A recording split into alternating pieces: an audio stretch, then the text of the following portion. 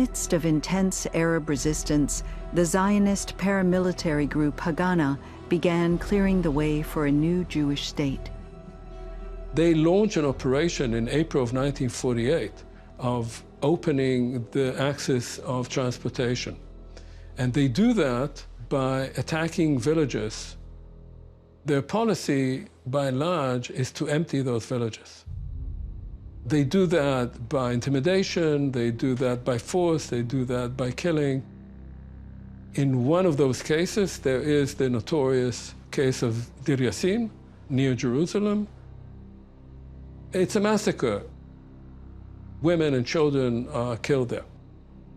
And news of that massacre travels quickly to other Palestinian villages, and people are terrified.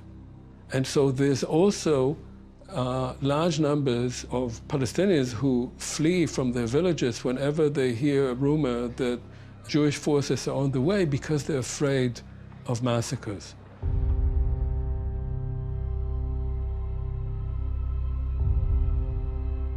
On the 14th of May, 1948, at the official end of the British Mandate, David Ben-Gurion declared the birth of the independent Jewish state of Israel.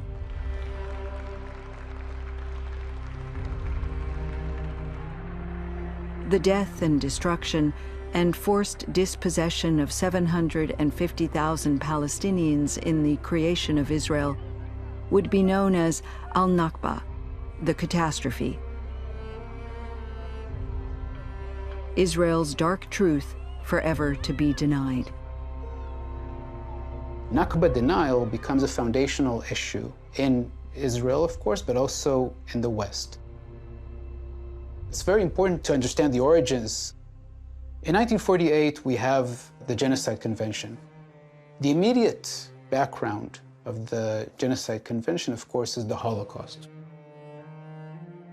The Nazi assault against Jews is perceived as a unique phenomenon in order to detach Nazi Germany and Nazism and the Nazi assault on Jews from colonial genocide.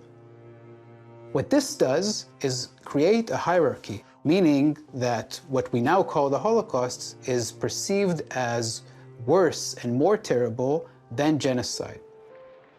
But this also creates another hierarchy, because Israel, which emerges as the state of Holocaust survivors, is immediately placed as more moral than any other state in the world.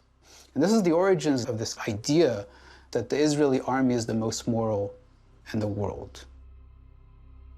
So from the very beginning, we have these kinds of what really are Jewish supremacist ideas that meant that the idea that Israel could perpetrate any crime in international law, not to mention genocide, became basically unimaginable, which of course immediately necessitated Nakba denial. And Nakba denial therefore becomes a structural element of the post-war international legal system. It means that impunity for Israel is baked into the international legal system from the very beginning.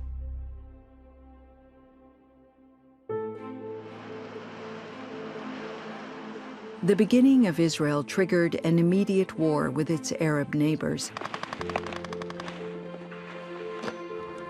When a UN-brokered ceasefire brought fighting to an end, Israel had gained control of 78% of historic Palestine. What remained for the Palestinians was split in two, the Gaza Strip and the West Bank, with Jerusalem divided between an Arab East and an Israeli West. The Nakba had vanquished the vast majority of Palestine's Arabs and stripped them of any right to return to their homes. A minority remained in the new expanded state of Israel, full citizens of a country that saw itself as morally superior and saw them as a racially inferior enemy within. But Israel's new labor government needed a new labor force, new people to do the essential manual jobs unattractive to many European Ashkenazi. And so it turned to the Sephardic Jews in the Arab world.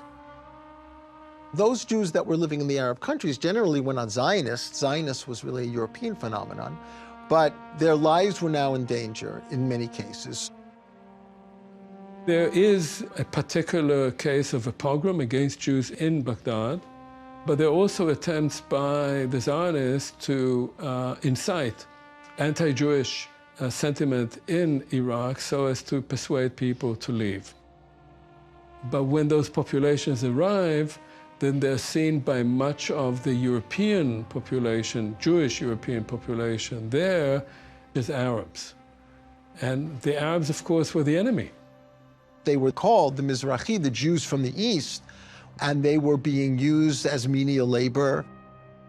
The Ashkenazi Jewish elites regarded Mizrahim as less than, as inferior, as uneducated. They're seen as not fully Jewish, they're not fully civilized. The rhetoric is to civilize them. It is a de-Arabization, which meant to Europeanize them, which meant to Zionize them. What actually happens is that many of those immigrants become basically a second-class group within Israeli society. Israel was building racial inequalities into its new society, but its existence in the Middle East remained precarious. Surrounded by hostile enemies, Israel, like Jews in the Middle Ages, was looking for the support of a powerful ruler. In the middle of the 20th century, the United States of America was the most powerful nation on earth, and looking to assert itself in a Cold War with the Soviet Union, its communist nemesis. A really important way of asserting how different we in America are from those godless communists is that we are religious and that we value our religious heritage under this broader umbrella of Judeo-Christian. And by saying Judeo-Christian, we embrace all people who have inherited this Western religious tradition. And that we accept Jews under this umbrella too because they share the same basic starting culture, religious culture. Israel's early years coincided with America's opportunistic embrace of a contrived Judeo-Christian identity that conveniently whitewashed America's own anti-Semitism by folding Jews into a white Western civilization.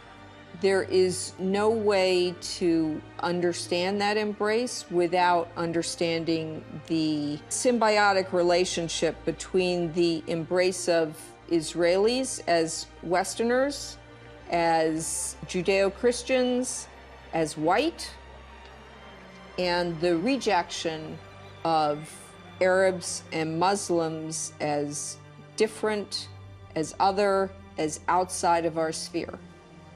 An inescapable conclusion is that Jews and Israelis came to be seen as insiders, as people who were like other Americans and like the United States.